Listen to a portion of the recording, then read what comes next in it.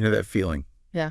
when you're trying to focus, Mm-hmm. but your brain just keeps jumping around from one thing to the next. Right. It's like, I don't know, being in a room full of noise, voices everywhere. Yeah. Impossible to pin down. And you just can't lock onto one single thing. It's Well, that's the modern attention battle, right? totally. It really is. And it's exhausting. It is a fundamental challenge, yeah.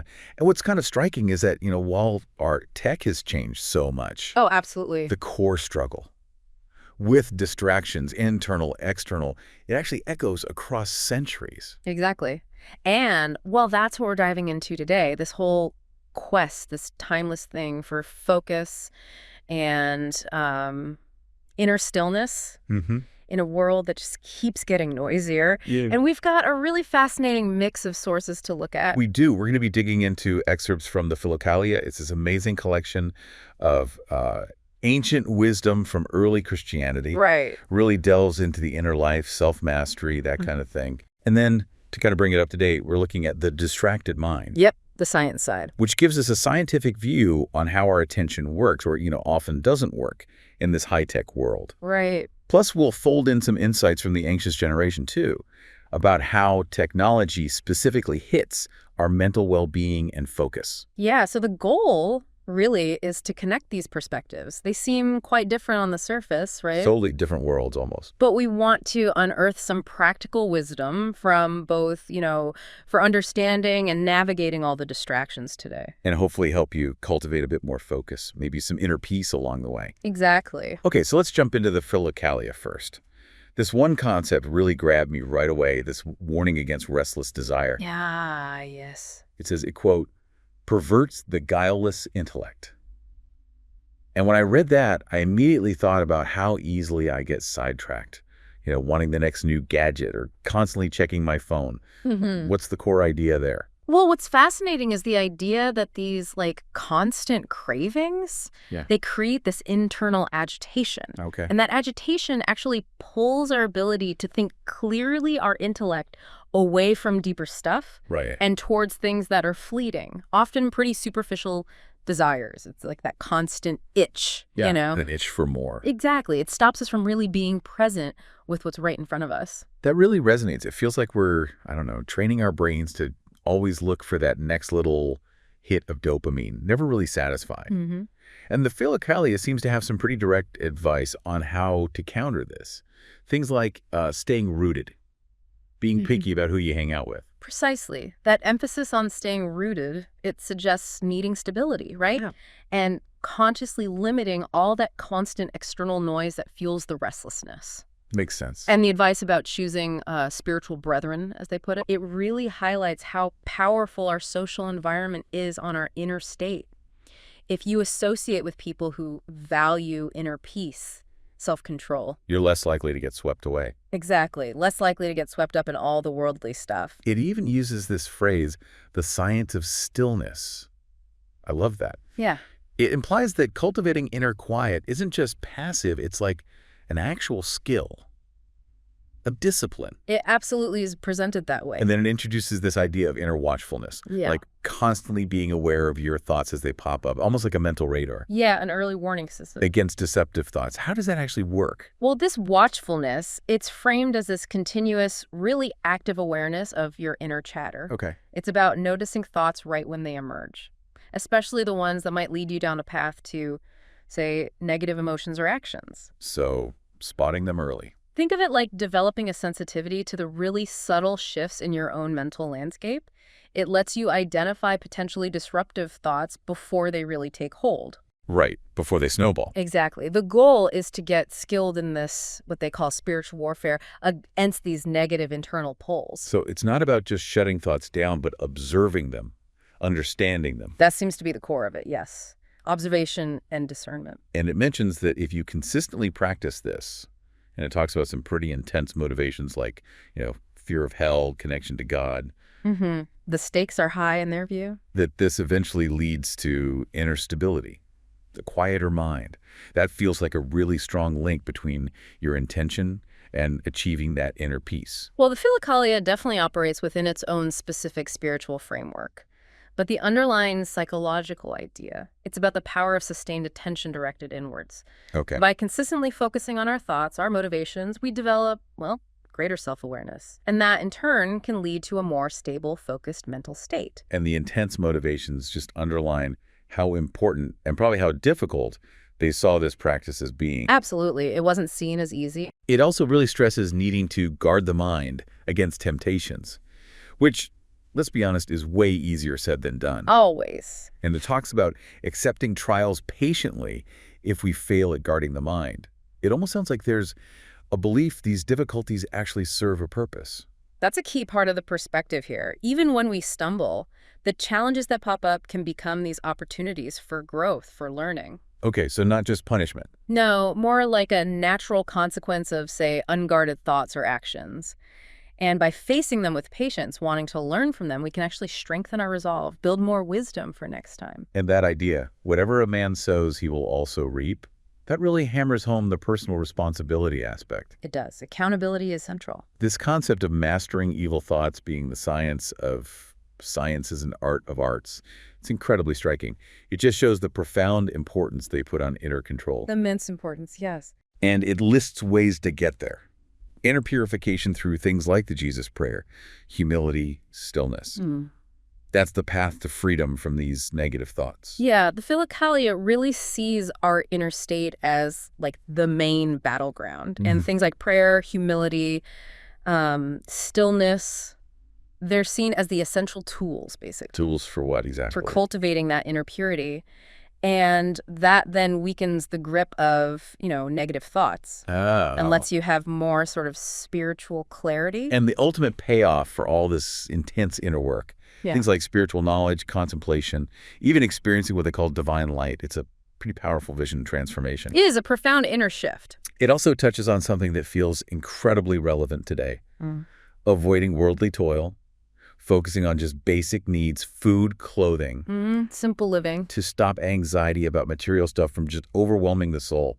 That hits hard in our consumer culture. Oh, absolutely. That monastic focus on simplicity, detachment from excessive material concerns, it speaks directly to the modern feeling of being swamped by consumerism, always chasing more. Yeah. By focusing on just the basics, you free up mental space, emotional energy for deeper things. It then goes into how our desires like anger, greed, lust can completely hijack our attention. It paints a really vivid picture of passions just dominating our minds. This really highlights that powerful link between our emotions and where our attention goes, doesn't it? Totally. When we're gripped by a really strong emotion, our focus just narrows right down. It becomes incredibly hard to think clearly or, engage with anything else. Yeah, tunnel vision. Exactly. Yeah. And the Philokalia suggests that if you direct your deepest desires towards something transcendent, towards God in their view, that can help rechannel that powerful energy. And there's this idea that our perception actually shifts towards invisible blessings once we get a taste of divine goodness, like our priorities just realign. That's the idea. It's about finding a deeper kind of satisfaction. So less focus on the fleeting stuff. Right. As we cultivate a connection, supposedly with something beyond the purely material, our values start to shift. We begin prioritizing inner peace, maybe joy, spiritual understanding. Over the quick external pleasures. Exactly. And that shift in perspective just naturally pulls our attention towards these more, profound sources of fulfillment. It also talks about the soul's natural state being unified, but becoming fragmented through disobedience. And regaining that unity means letting go of worldly attachments, practicing self-control over physical desires. That's a powerful image, inner integration. Yeah, the Philokalia suggests our default setting, if you like, is inner harmony, connection. Oh, yeah. But getting overly attached to the material world, indulging every physical appetite, that disrupts the unity. So reclaiming it takes conscious effort. Detachment, discipline. Detachment from the superficial desires, cultivating inner discipline, leading towards more integrated, focused self. And this idea that the inner struggle itself, the effort, is more valuable to God than just appearing virtuous on the outside without that struggle. It's interesting. It is. It puts the emphasis on the authenticity of our inner life, doesn't it? Yeah, intention matters. True spiritual growth, in this view, comes from that genuine effort to overcome our inner challenges, not just, ticking boxes or looking good. It then describes how hidden passions can bubble up as negative thoughts, leading first to mental sin, then actual sin, Right. and leaving this kind of negative residue, an idol of sin in our minds.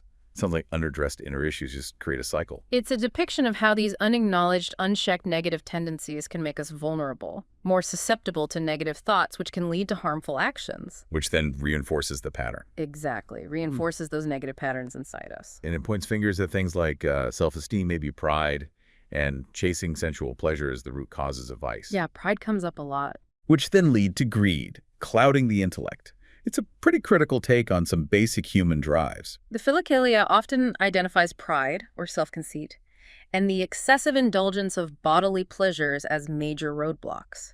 Obstacles to spiritual progress, clear thinking. Okay. They're seen as things that distort our judgment, pull us away from what truly matters. It then advises things like self-denial, embracing challenges, taking up one's cross, and focusing on prayer during tough times as ways to stay focused.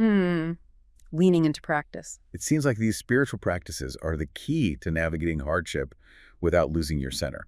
They're definitely presented as ways to build inner strength, resilience. Self-denial helps break free from selfish desires, right? Okay. Prayer, especially when things are difficult, offers that connection to a source of inner peace, clarity. There's also a fascinating link made between enduring pain for wisdom and how that affects prayer, and also how holding on to resentment blocks prayer. Yeah, that suggests our emotional state and our spiritual connection are deeply intertwined. How? Well, the idea is that facing hardships with the intention of learning and growing actually deepens our understanding, and that can enhance our spiritual life. Okay. And forgiving others, letting go of bitterness that's seen as crucial for keeping your heart clear and open, which is, conducive to prayer and inner peace. There's even a specific order for what to pray for. First, inner purification from passions. Then, freedom from ignorance and forgetfulness. And only then, protection from temptation. It's like a step-by-step guide. It suggests a kind of foundational approach, doesn't it? Address the root causes the passions first.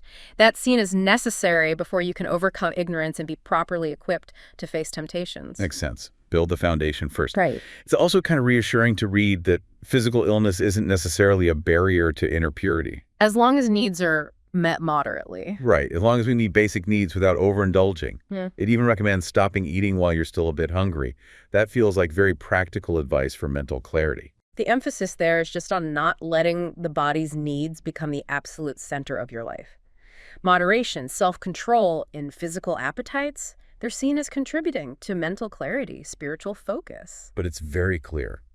Just physical abstinence, like fasting alone, isn't enough. No, definitely not. It lists humility, managing emotions, self-control, fasting, vigils, other spiritual practices. They're all vital for real inner purity. It's a really holistic view. Absolutely. The Philokalia stresses that true spiritual purity involves this comprehensive cultivation of virtue in all parts of us, thoughts, emotions, actions. And it specifically calls out how overeating can hinder the fight against certain urges, like unchastity, highlighting that link between the physical and the inner battle again. Yeah, it reinforces that idea.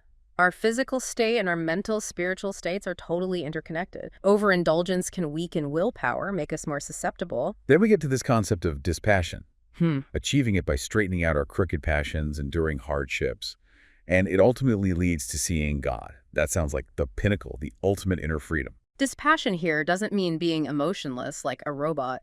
It's more a state of freedom from being controlled by your desires and emotions. Okay. Not ruled by them. Exactly. An inner equilibrium you achieve through diligent effort. And that allows for a clearer perception of, well, spiritual reality. It also connects loving God directly with loving your neighbor and being generous, suggesting that real inner transformation naturally flows outward into compassion. Yes, the Philokalia sees those two loves, love of God, love of neighbor, as inseparable. A genuine connection with the divine should naturally show up in how we treat others, how willing we are to share. The text then talks about the intellect trying to understand the invisible world, God's nature, while also admitting that God's essence is ultimately beyond our full grasp. A humble seeking. It sounds like a call for intellectual and spiritual exploration, but paired with humility about our own limits. Exactly. It values the inquiry, but stresses the limitations of human understanding when facing the infinite, the divine. And it brings back that paradoxical idea, knowing nothing is a higher form of understanding God. That's a bit of a mind bender. It emphasizes that true spiritual insight often involves this humility of mind. Recognizing our intellect can only take us so far. It's about approaching the divine with reverence acknowledging the mystery. It keeps returning to watchfulness, too. That constant practice of observing, halting thoughts, identifying harmful influences. This inner vigilance seems absolutely central. The Philokalia is incredibly consistent on that. This ongoing inner awareness is just fundamental for maintaining spiritual well-being, resisting those negative pulls. It sort of sums up by describing how a disciplined intellect, one that governs emotions and desires, produces virtues. While focusing on inner truths leads to spiritual knowledge, understanding the source of creation, it feels like a blueprint for inner growth. It really does outline a path of inner integration. Your rational mind guides emotions and desires, leading to virtuous action. At the same time, deep focus on spiritual realities leads to this profound understanding of where everything comes from.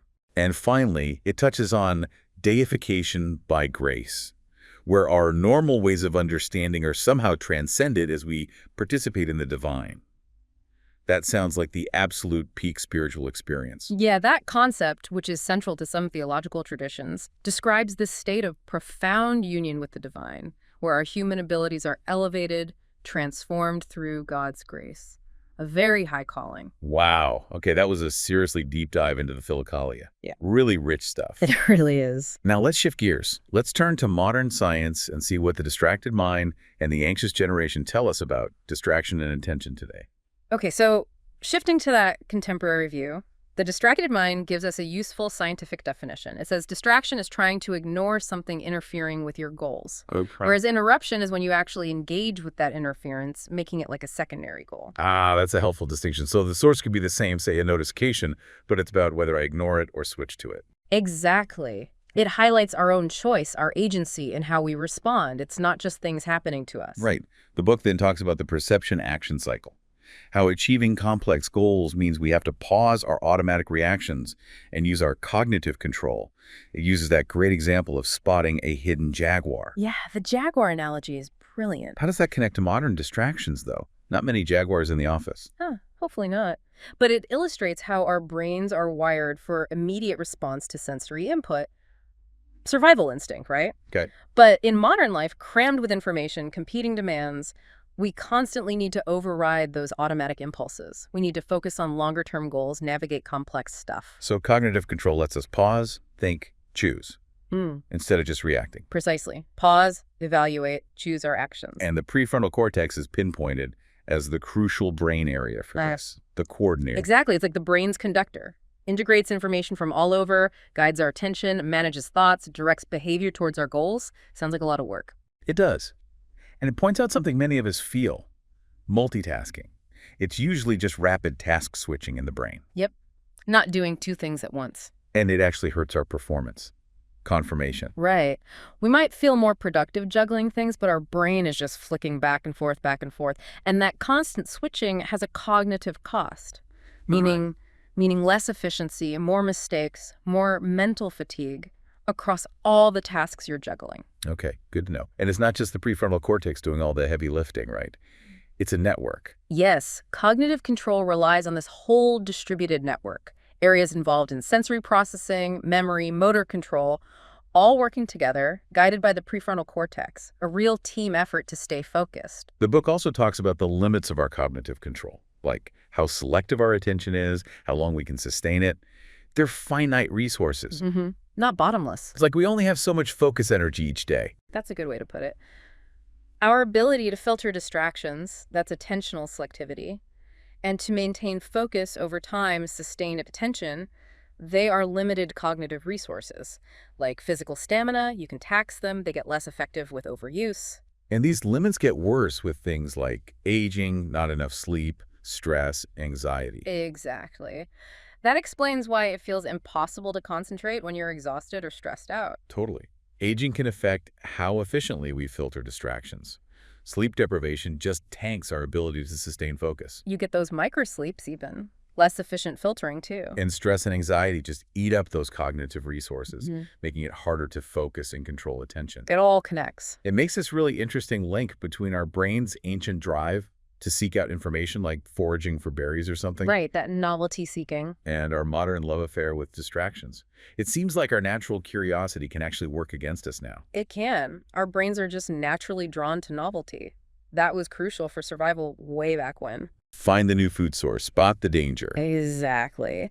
But in today's world, saturated with information, that same ingrained drive can lead us to constantly seek out new stimuli online, even when it completely disrupts what we were trying to do. And the book highlights just how common multitasking is. This idea of continuous partial attention. It's apparently common in young people and older adults. Yeah, sounds familiar, right? Unfortunately, yes, like we're just in this constant state of divided focus. Research backs that up. Frequent task switching, divided attention, there are widespread behaviors across age groups. This continuous partial attention means we're spreading our focus so thin. That we're not fully engaging with anything. Pretty much. The negative effects of media multitasking on learning and attention are also covered. Studies showing poorer performance when people try to learn while, say, texting or scrolling. Oh yeah, the evidence there is strong. It clearly shows media multitasking hurts our ability to learn and retain information. So trying to absorb info with a divided focus is just counterproductive. When we try to juggle learning with other digital stuff, our comprehension tanks, and we remember less. Simple as that. The anxious generation adds another layer here.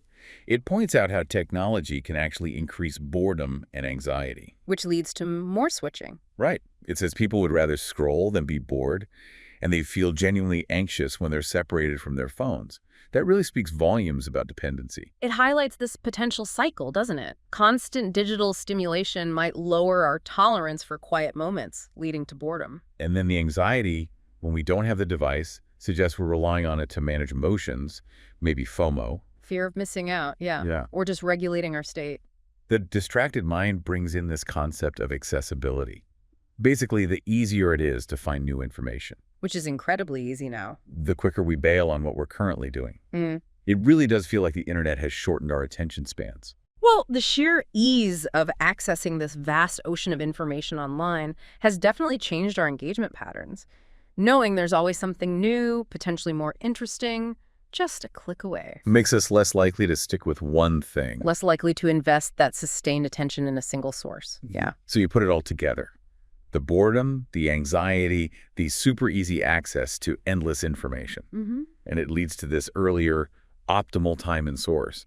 We jump ship before we've really gotten the important stuff. That's a really sharp insight. Yeah, the model suggests that this tendency we have to switch prematurely, driven by all those factors, it often stops us from fully understanding or benefiting from whatever we were initially looking at. We miss out on the depths. We miss the depth. The anxious generation also notes that kids and teens are even more susceptible to these kinds of distractions, which is worrying for their development. Well, younger brains are still maturing, right? So they might be particularly vulnerable to the effects of constant digital stimulation, the challenges of self-regulating in that online world. It also talks about how social media can harm mental health, sometimes outweighing the benefits. Especially with heavy use. And how it can accelerate risky behaviors, normalize harmful trends among teenagers.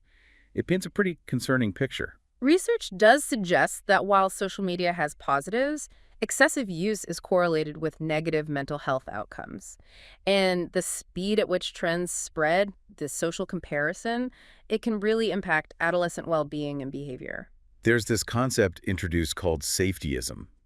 The idea that being too protective might actually stop young people from developing resilience. It's a counterintuitive idea, isn't it? Yeah. Safetyism describes this cultural trend of prioritizing safety, avoiding risk, maybe to an extreme degree, and that can inadvertently limit chances for young people to learn from experience, develop coping skills. And there's that stark statistic, the decline in adolescent mental health really taking off around 2010, coinciding with smartphones and social media going mainstream. Right, impacting social skills too. That timeline feels hard to ignore. That correlation, widespread smartphones and social media adoption, rise in reported adolescent mental health issues since about 2010.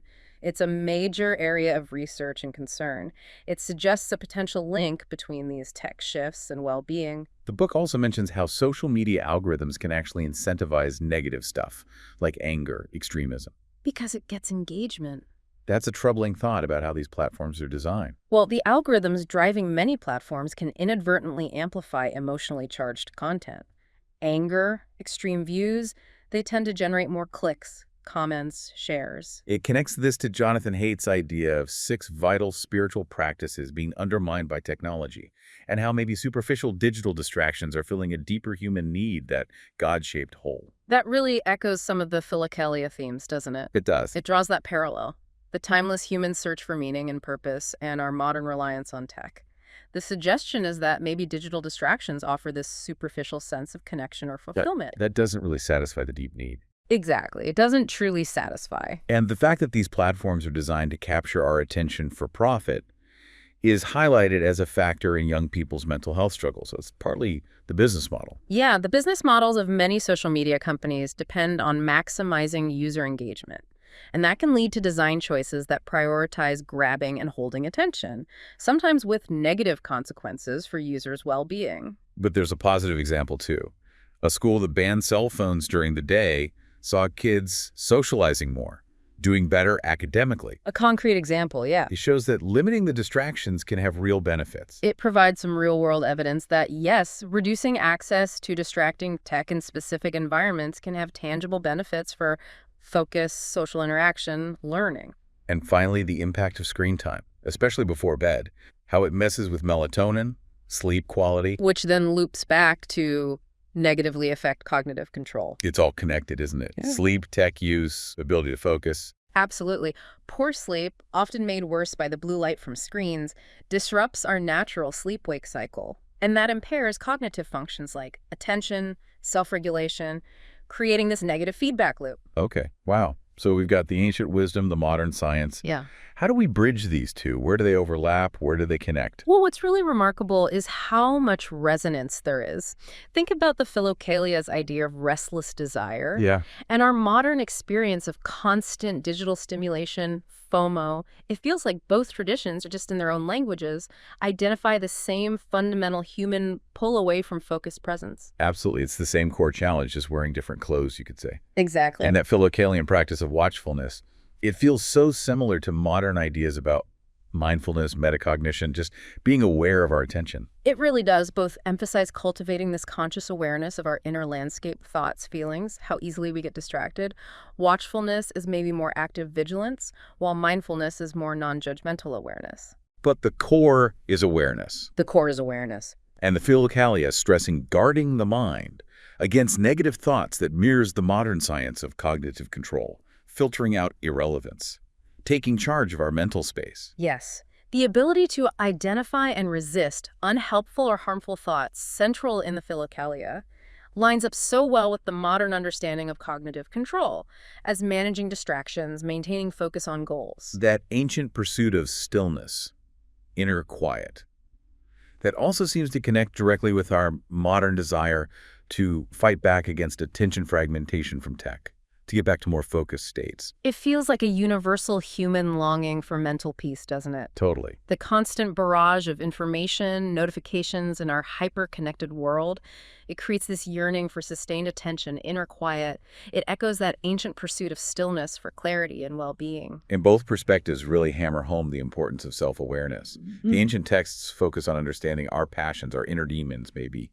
While modern science talks about understanding our cognitive limits, our biases, it's all about knowing ourselves. Recognizing our own internal tendencies, our vulnerabilities, whether you call them passions or cognitive biases, that's essential. Essential for developing effective ways to navigate distractions, cultivate more focus. It's also interesting to contrast the solutions, right? Ancient, prayer, contemplation, virtuous living. Modern, maybe mindfulness apps, digital detoxes, cognitive training. Very different methods on the surface. But you can see they share a common goal, can't you? Cultivating inner discipline, a more intentional way of living. Absolutely. While the specific methods are worlds apart, the underlying aim is often strikingly similar. Develop greater self-awareness, boost our ability to focus, promote that sense of inner peace, well-being. The Philokalia's insights on how social interactions affect inner peace. That resonates so much with modern worries about fragmented online interactions messing with our mental health. It does. It seems the quality of our connections, real or virtual, just profoundly affects us. That ancient wisdom about how our social environment shapes our inner state finds this direct parallel in today's concerns about the potential downsides of superficial or negative online interactions.